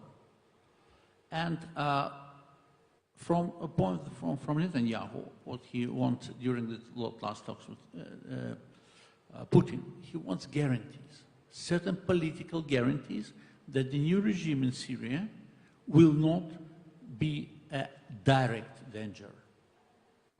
Did he get them? Partly. Say it again? Partly, only partly. Explain. First of all, we have the problem of Iranian influence, which is growing. This is understanding. Lebanon, elections in Lebanon is one of the last examples. And the problem is that it's not just a political competition. It's a global type of competition. It's competition which is both regional, global, and is touching all the areas. And the question of future relations between Iran, Syria, and Israel is the question of survival, not of dialogue. Andrei Basirsky, can you first of all come closer, because I want to understand you. Please use the mic properly so that I can hear you. I see you wanted to come in on this. Is it to agree or to dispute? Russian behavior in Syria is element of new world policy. Is element of new world policy. Russia is looking for a new model for the world. Russia strives to find solutions for key world problems. Syria is one of the key problems. First, second, third, it doesn't matter. And when we speak about Russian exit from Syria, we should understand that it's unpredictable because it depends on Syria solutions. It depends on cooperation with the United States and other big countries. I can repeat that we should understand that the Syria policy is only element of whole Russian policy. Russia has a sort of model, a sort of understanding of justice world. And Russia is like to solve this problem. At the same time, we should understand that Russia is not Soviet Union. Russia is totally new country. We can see creation of new political nation. And this political nation is looking for own boundaries, own identity in the world scene. It's a very interesting process. Of course, I can't say that there is a Russian spring. But at the same time, we can see this new conditions and new situation for Russia. And like I say, that if we'd like to understand Russian behavior in this region, we should take into account understanding of contemporary Russia. And finally, about Russia and US relationships. It mostly depends on United States. Mm-hmm. But wait, isn't there right now an idea that some in Russia uphold, which is when it comes right to it, and if it comes right down to it, that really Russia would choose its relationship with the United States over its relationship with Iran, that Iran is, an ally, temporary ally, whereas the United States is a very important partner in the world. So, having said that, after President Trump opened up the issue of the Iranian nuclear deal, and basically, whatever other details, let me focus on one part of it, which is to say, come Russia and come Europeans and come China and stop this Iranian meddling in the Arab geography, if you will. This is one of the things that is on the table. Why aren't you willing to do that? From Yemen to Syria, why is it so important that you're not investing in stopping the Iranian ambition, the Iranian project, even though it may threaten your relations with the United States and with some Arab countries? I know that you're very comfortable with your relation with some Arab countries because these are bilaterals. Maybe they're not pressuring enough, but maybe they will now that Donald Trump put things out on the table. Can you take that? Russia is tackling now, and Russia is looking for world puzzle. It's a very complicated process. It's very complicated. It's not easy. Of course, I don't know answering on your question generally, but probably nobody knows. But I know that Russia is trying to find a sort of balance between other countries. And Russia is looking for cooperation with the United States. Russian president has underlined it. From my point of view, creation of our cooperation with Russia and the United States will be extremely important step.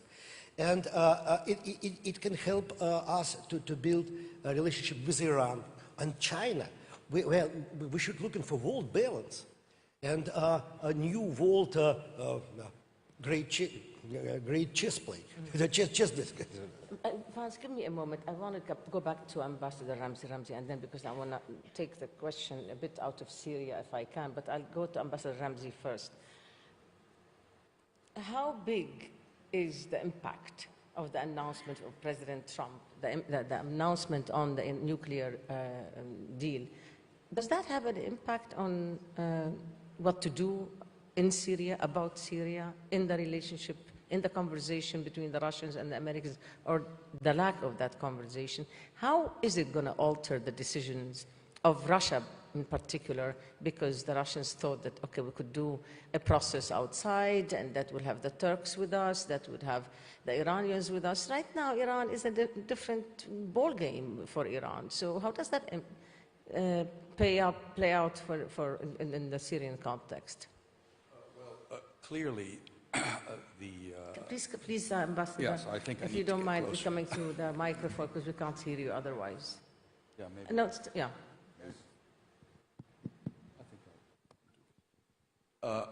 Clearly, the decision by the U.S. administration on the JCPOA is a very important one, and interestingly enough, we have not yet seen the full extent of Iranian reaction, regionally and otherwise. We've seen one action, maybe there will be further, but so far it seems that they are taking their time, gathering their thoughts, seeing how to react. And I think there's a full array of actions they can take. Clearly, Syria is an arena for possible escalation. We hope to avoid that, because if there is escalation in Syria, it will have ramifications certainly for a settlement.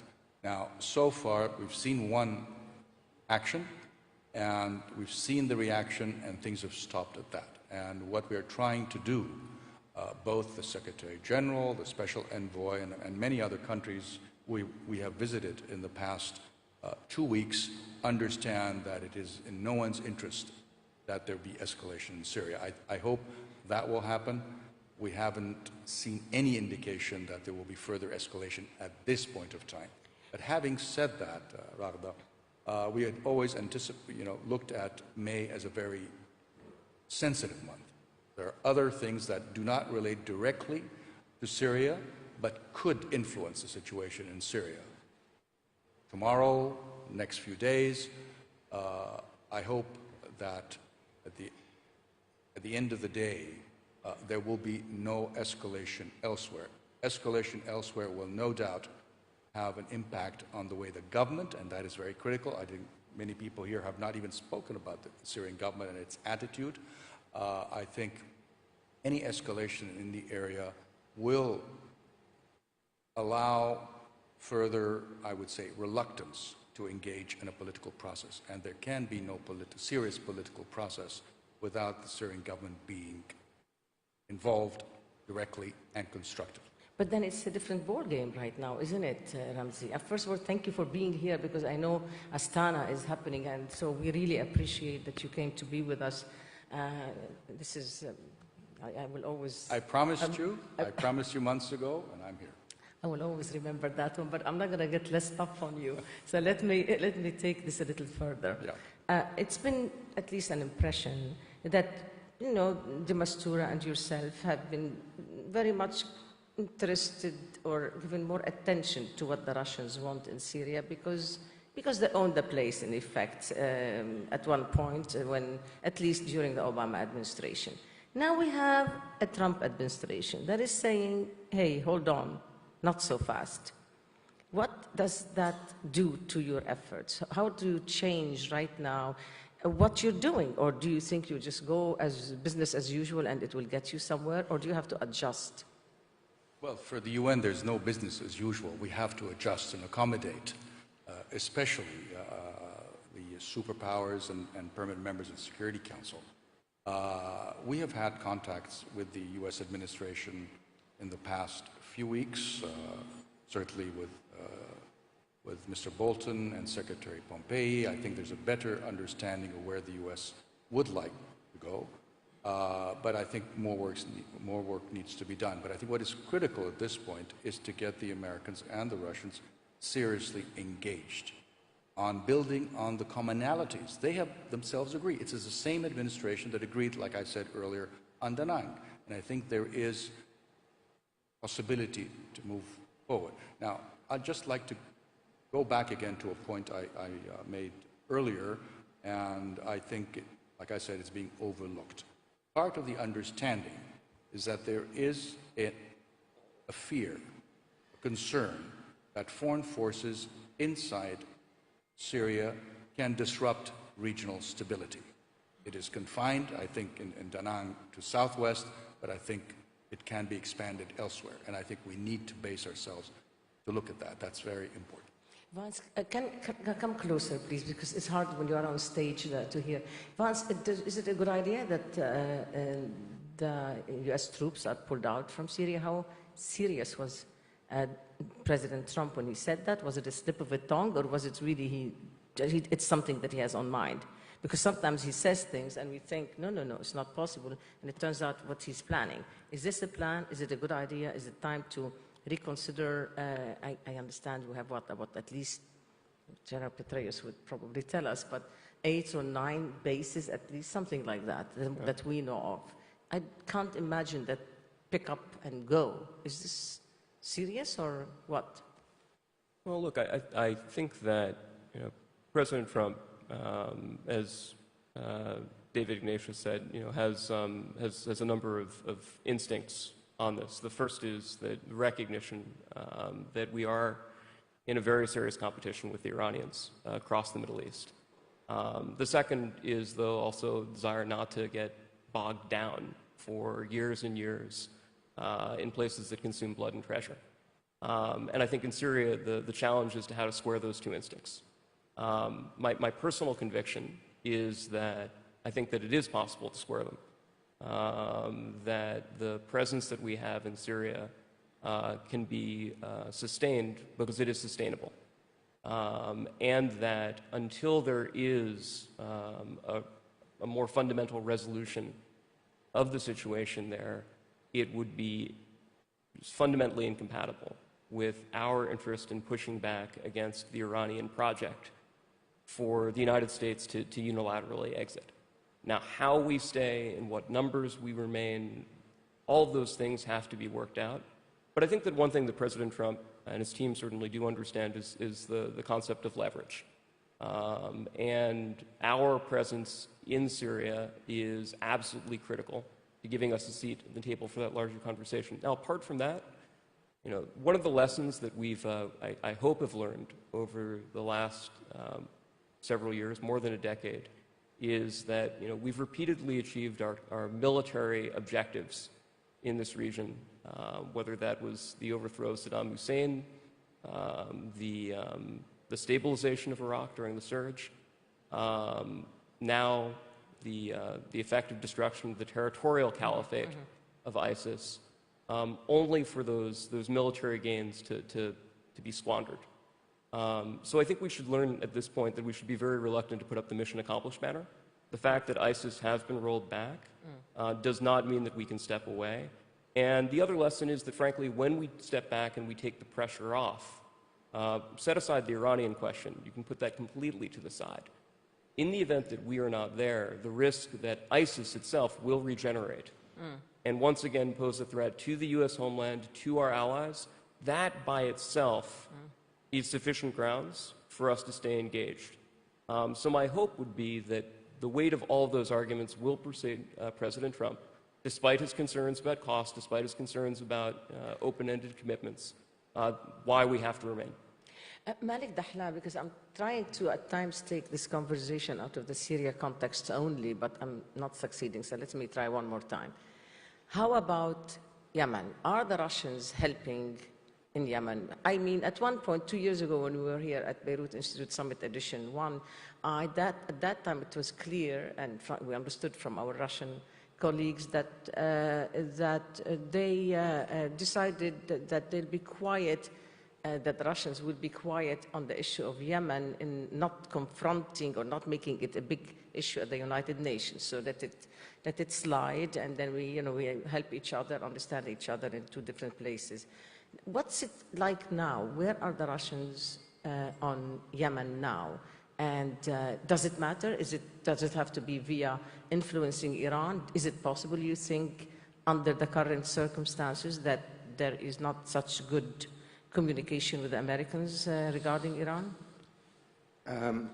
So since you gave me the opening of taking it away a little bit from Syria, and as a committed follower of the school of grand strategy and geopolitics,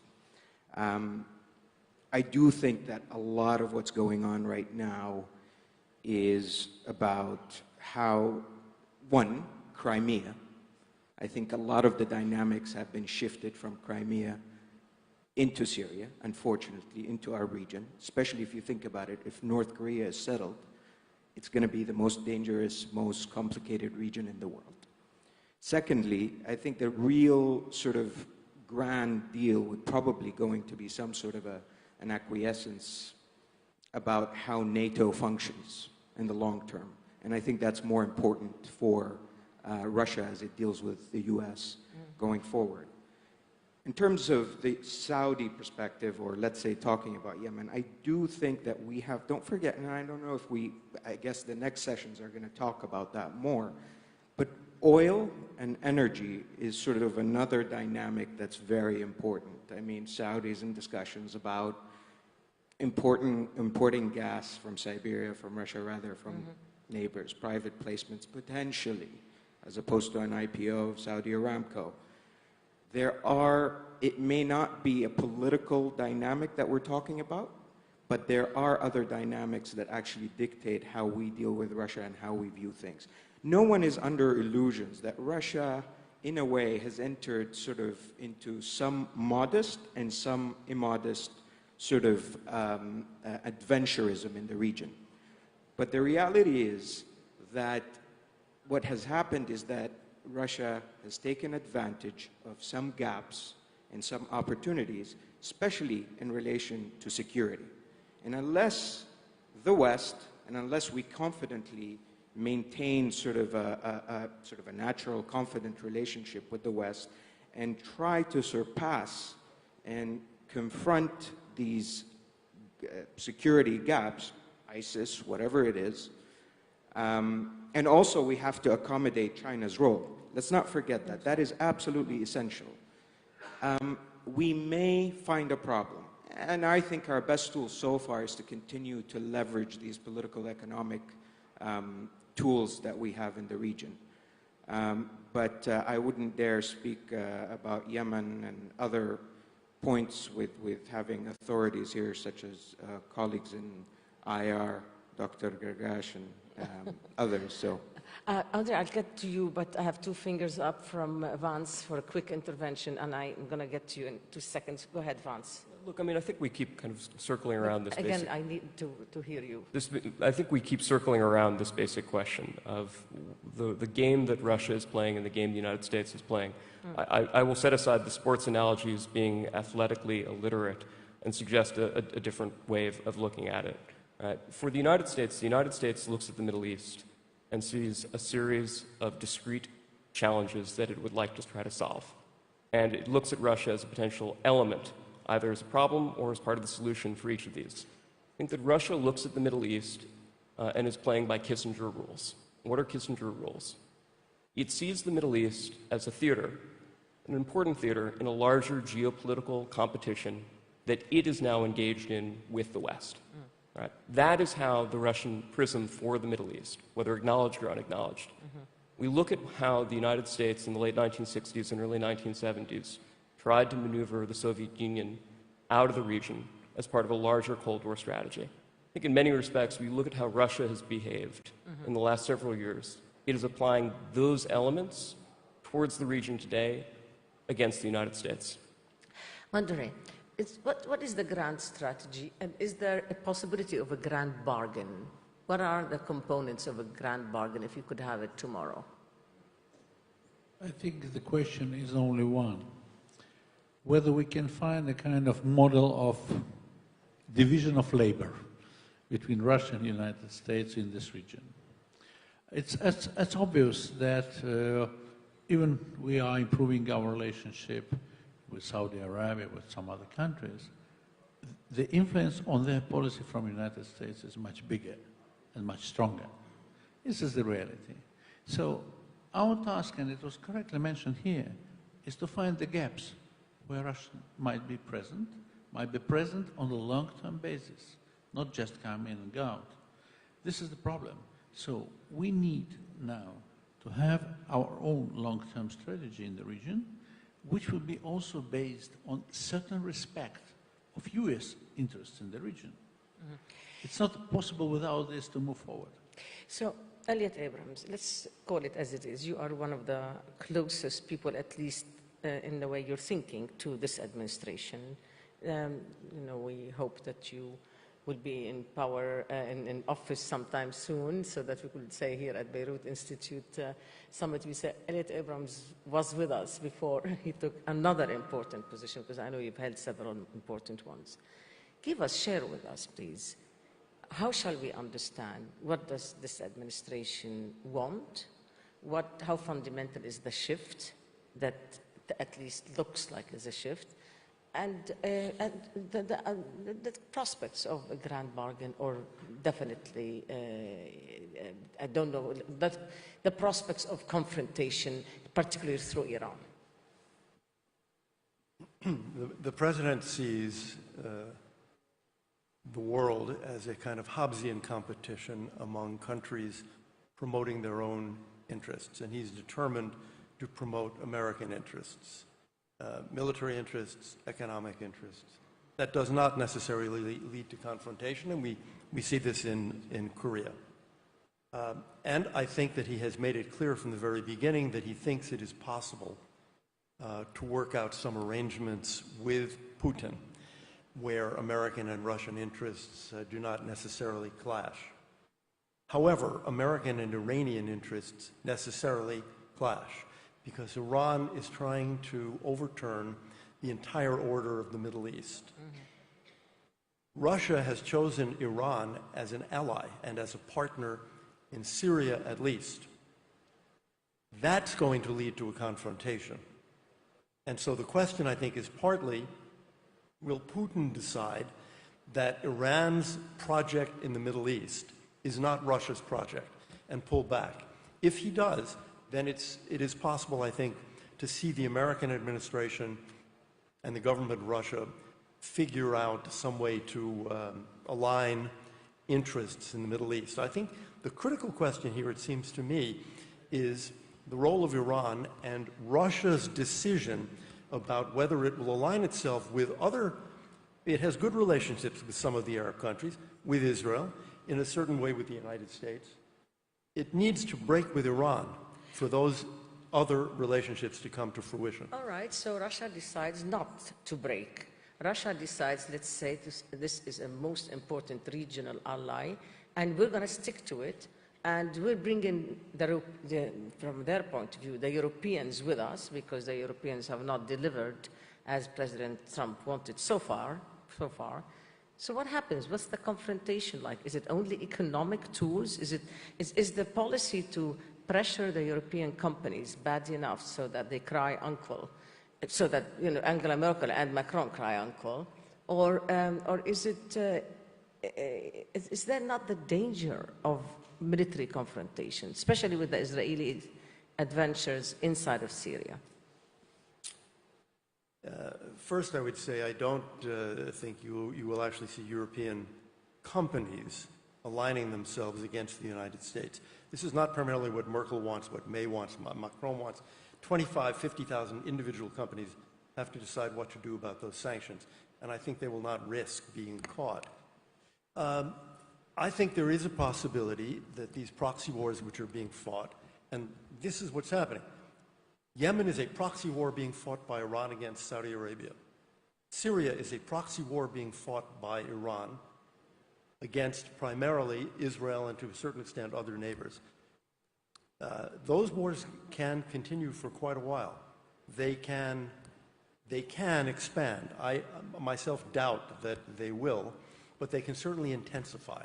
And I think that's one of the huge problems we face. I'm going to go with 1 minute down the line, but I just want to ask you, Elliot, since I'm going to go this way, is this going to be, you know what, I'm going to save you to last, because that's an important one and it's at the end.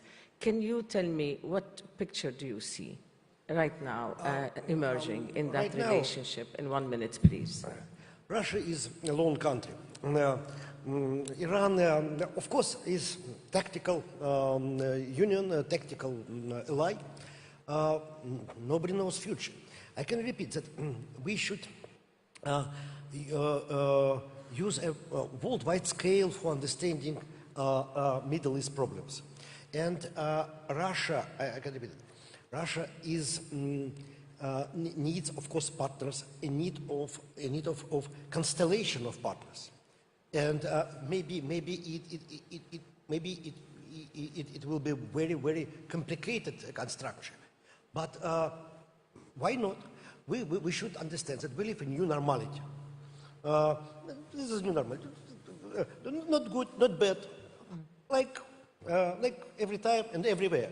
It's our problem.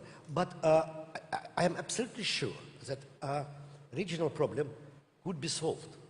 It depends on will and understanding of main players. It's a rational process. We could find decision. I am absolutely sure. Thank you. Thank you very much, Andre. Vance, 1 minute, please. I'd say Russia's great strategic advantage is that it has positioned itself so that it's closer to each of the major parties in the Middle East than any of them are to each other. Diplomatically, that's a smart position to be in. Its other great advantage is that it offers a model today in its kind of authoritarianism which has appeal and resonance to many in the Middle East and beyond. I think that the great weakness that Russia has is that at the end of the day, economically, demographically, technologically, it is in a weaker position to the West, which does mean, in the final calculus, it needs a deep, good relationship with the United States and the West more than it needs a Middle Eastern sphere of influence and empire. Thank you, Vance. Ramzi? Very well. I think what we are facing today in Syria is a test of the viability of the nation state in the Middle East. And I think most people will say, with few exceptions, that it is important to maintain that arrangement. Now, here is, I would think, a difference between the Iranian position and the Russian position. Russia wants to preserve Syria as a nation state. Of course, what form it takes is subject to discussion. Iran is thinking more alike, and the way it operates is with non-state actors. And so, as I think David Ignatius was saying earlier, we are not going to go back to 2011, but what we need to have a nation state in Syria with a strong central government, but also with a different arrangement with the various regions. And I think this is what we are facing today, and we need to work in that direction. There are those who may not want that, but I think this is a fundamental difference, I think, between Russia and Iran, and I think it can be resolved if we have an agreement between the United States and Russia, and I think that is possible. Thank you, Ramzi Malik. I'm going to say something about soft power, again, to move a little bit. I think in the summer, we're going to have a very important event. I think hopefully the future will allow us to have Saudi Arabia beat Russia in the World Cup and win the whole World Cup and also give citizenship to Mo Salah so that he can be part of the Saudi team as we win the World Cup in Moscow. Andre. Yeah, Thank you, Malik. one comment. First, don't expect that Syrian problem will be solved soon. I think that we will need some more years. How many? 2-3 years from my personal point of view. Second, don't think that Russia can bring once and forever a SIPE for solving Syrian problem. It became obvious within last year that without all parts involved in Syrian conflict, no solution can be found. It's not Sochi, it's not Astana, it's not the solution. Solution will be found only when all the forces, including military opposition, will be involved in the peace process. And last moment, don't expect that there will be something positive in Russian-American relations before transitional elections to the Congress in November. I think only after it, there is a possibility for the real dialogue also on the Middle East. Thank you, Andre. The last word is from you. And let me ask you, Elliot, if regime change is really the objective of President Trump for Iran, how long? Is this going to be done economically only or through infiltration otherwise? And if the project of Iran, the regional project of Iran, going to be, or will it be confronted by the United States? If so, how? I think those are exactly the right questions, and I have to say to you, I don't know the answer because no, you have to answer. The president is, I think, torn, as was said before, between a desire to reach the outcomes that benefit the United States and the desire not to be dragged further into Middle Eastern wars. He has commented several times that the longest war in the history of the United States is the Afghanistan involvement. I actually think that as the new team takes over now, and I certainly hope, let me say personally, that we move to a policy of peaceful regime change. Because I think as we look at Syria, as we look at Yemen, as we look at this entire region, in fact, many of the problems of the region are the result of the Islamic Republic of Iran's foreign and military policy. And until that changes, these problems cannot be solved. I want to thank you all. It's wonderful to hear all of you. I wish I had another hour to offer or another day, but that will happen another summit, inshallah. So I think we're going to go for a break. These are my instructions to tell you. We will break now. For how long? There's a break for 20 minutes. Let's go celebrate. Thank you very much. Please.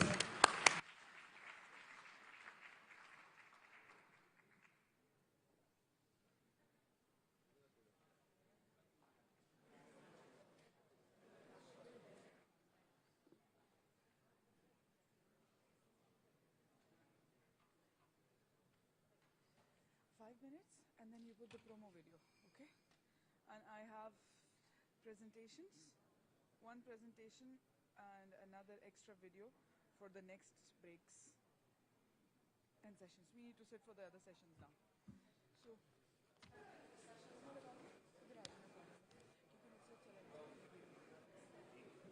भाई मुझसे नहीं चला जा रहा का मतलब ये है कि मैं कोऑर्डिनेट भी नहीं कर सकती